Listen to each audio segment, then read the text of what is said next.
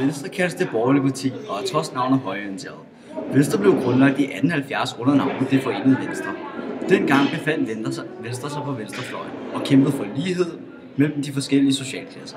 I dag er Venstre blevet en del af højrefløjen og er derfor tilhænger af den ideologi, vi kalder liberalismen. Den sætter mennesket i fokus, og Venstre mener, at det er vigtigt for, at det enkelte menneske har frihed.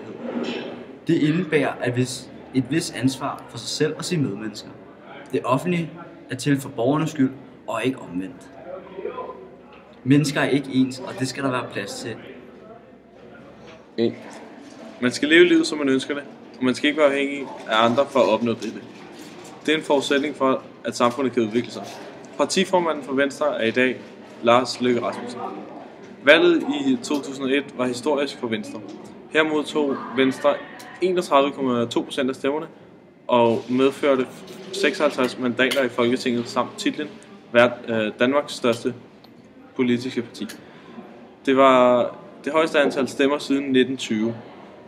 VKO-regeringen dannedes og var i perioden 2001-2009 Danmarks regering. Siden da er Venstre gået en smule tilbage. Ved folketingsvalget modtog Venstre 29% af stemmerne.